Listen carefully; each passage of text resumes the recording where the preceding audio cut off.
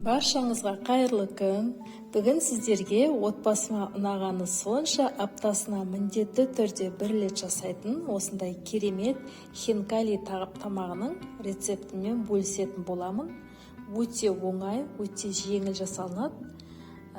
Біздің мантыға ұқсас, дегенмен де керемет айырмашылығы бар. Міндетті түрде жасап көріңіздер. Көріп тұрғаныңыздай өте шырынды, сочный, керемет болып шығады. Менің видеомды соңына шейін қараңыздар. Міндетті түрде тіркеліп, колокольчикті басып, лайк басып, комментарий жазып отырыңыздар. Ең алдымен ыдысымызға 220 грамм суымызды құйып аламыз. Және соның үстіне жарты қасық тұзымызды салып, жақсылап езілгенше араластырып алдым.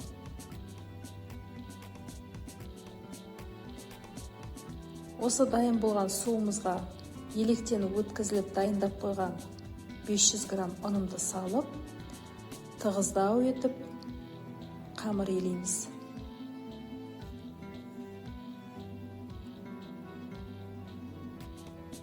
Және осы қамырымызға 20 грамм сұйық май құямыз. Бізде осындай қамыр шықты, 10 минутқа жауып, жылы жерге қойып қойдым. Келесі кезекте менде 600 грамм сиырдың еті, барлығын жақсылап, ұсақтап, турап аламыз.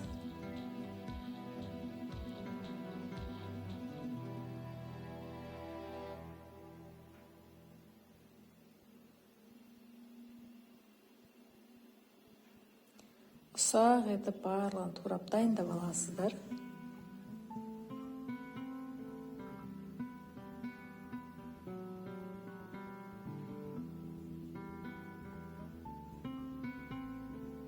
Дайын болған етімізді ыдысымызға салып, енді мен осы аралықта 10 минуттан кейін қамырымды алып тағы бір бастырдым. Ең қандырып, жақсылап бастырып, енді жарты сағатқа қойып қоясыздар.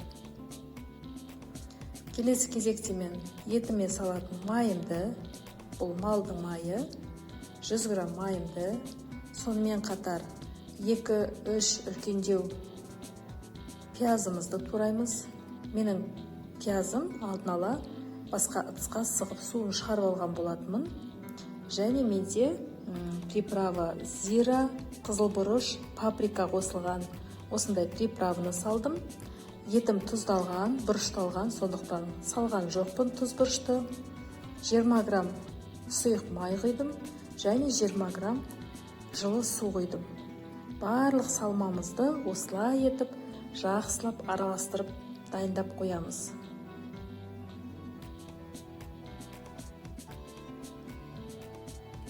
Енді қамырымызды алып 4 бөлікке бөліп аламыз.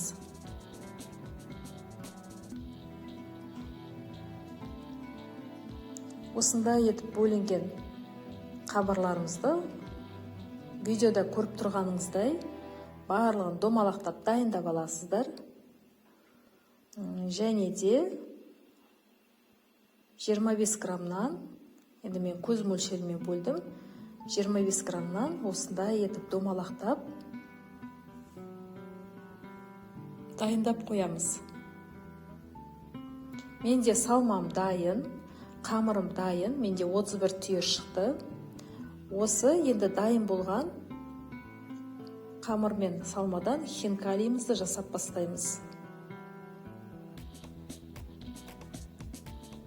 Әр түйірін осылай жақсылап ысып аласыздар. Ортасы қалыңдау болу керек, шетін жұқалап ысасыздар.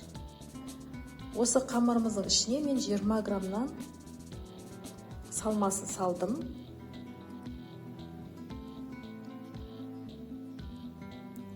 Менің бөліп алған қамырыма салмасы тастай бәріне жетті.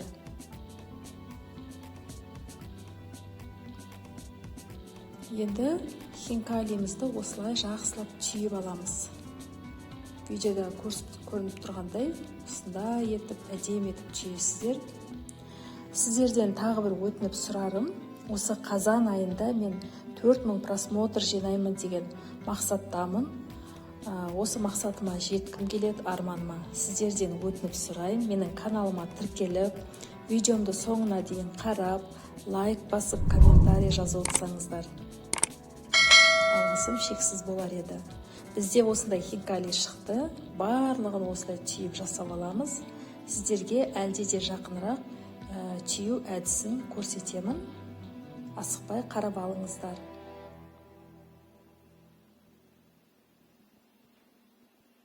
Бұл енді қарапайым үккіштен өткен еттен гөрі, фарштан гөрі бұлай туралғаны және де қосылған приправа дәмін өте керемет қылды. Сіздерге міндетті түрде жаңағыдай зира, қызанақ, қызылбұрыш, приправа қосылған, то есть паприка қосылған приправаны қосуға міндетті түрде кеңес берем.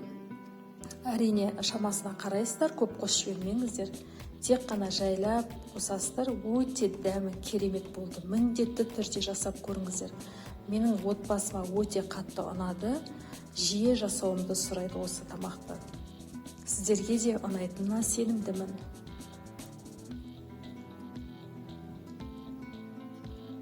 Осылай етіп барлығын түйіп, жақсылап дайындап аламыз. Көріп тұрғаныңыздай өте әдемі. Балдарға да жеуге қызықты. Міне, осылай 1, 2, 3, 4, 5 жібересіздер. Келесі шетінен бастайсыздар. Барлығын бір-бір қоса олай түймеңіздер. Өйткені ашық жері дәл ортасына келмей қалады. Сондықтан осылай 5-5-тен бөліп 4 рет осылай бүктесеңіздер, сіздерде хинкали өте әдемі болып шығатын болады. Неке ашық жері дәл ортасына осылай келеді. Жаңағыдай бөліп-бөліп түйсеңіздер. Енді дайын болған хинкалиді мантоваркеге салып 35-40 минут пісірдім мен. 35-40 минут бір қайнатып алғаннан кейін жай отта 35-40 минут пісіресіздер. Қайнап жатқан суыма мен 3-4 лавровый лист салдым. Міне осындай керемет тамақ шықты. Мен үстіне кішкене әдемілік үшін паприка септім. Енді қалауыңыз бойынша май жағасыздар, немесе майонезбен жейсіздер, оны өздеріңіз білесіздер. Мен кішкене осы паприка сеуіп, кішкене сары май жаққан болатынмын.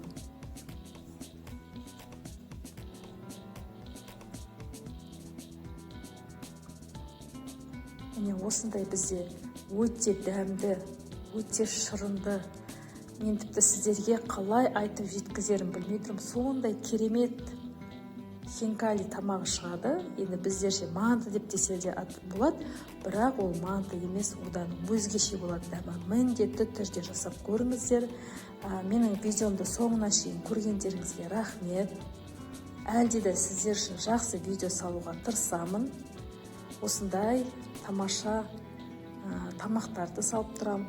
Міндетті түрде колокольчик басып қойыңыздар. Менің жаңа салған видеоларымды көріп тұрасыздар. Міне осындай бізде күшті, шырынды хинкали шықты. Назарларыңызға рахмет. Сіздермен бірге болған Айгерім. Келесі жаңа видеода кездескенше.